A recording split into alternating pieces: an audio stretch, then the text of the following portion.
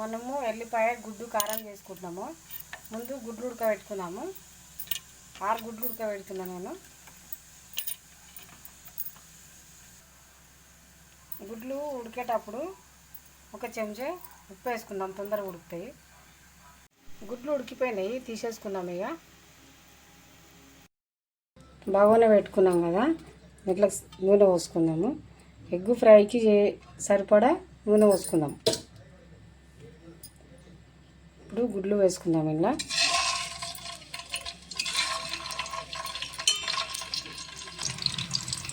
గుడ్లు వేసుకున్నాక నూనెలో ఇట్లా మంచిగా ఫ్రై చేసుకోవాలి, ఇట్లా కదిలించుకోవాలి.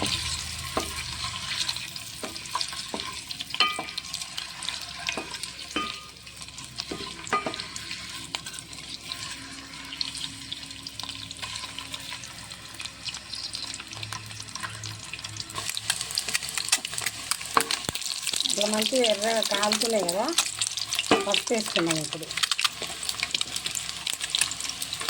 పసుపు ఒక సగం చెంచా వేసుకొని మంచిగా కలుపుకుందాం.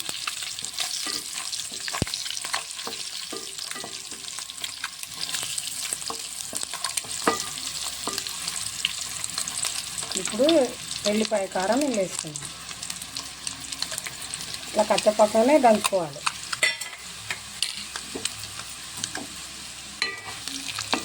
ఇట్లా మంచిగా నిదానంగా కలుపుకోవాలి. గుడ్డు ఇచ్చుకోకుండా మంచిగా కలుపుకోవాలి.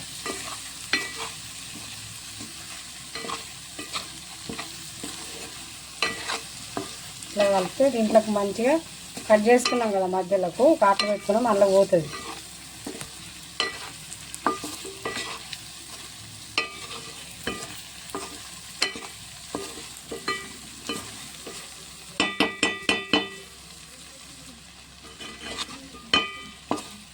ఎగ్గు ఎల్లిపాయ కారం రెడీ అయిపోయింది, దించేసుకున్నాం. ఇక మనము గుడ్లకు మసాలా ఎల్లిపాయలు తీసుకున్నాం, పొట్టు తీసుకున్నాము. ఎల్లిపాయలు, వేయించుకున్న జీలకర్ర, వేయించుకున్న ధనియాలు, ఒక చెంచా ఉప్పు, 2 చెంచాల కారం పొడి వేసుకొని మిక్సీ పట్టుకుందాం.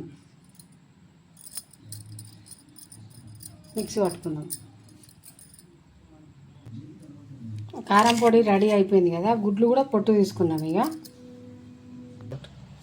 ఇట్లా ఉడకబెట్టుకున్నాం కదా, ఇట్లా మధ్యలోకి ఒక్కొక్క కాటు పెట్టుకోవాలి. ఇట్లా పెట్టుకోవాలి, అన్నిటికీ ఇట్లనే పెట్టుకోవాలి.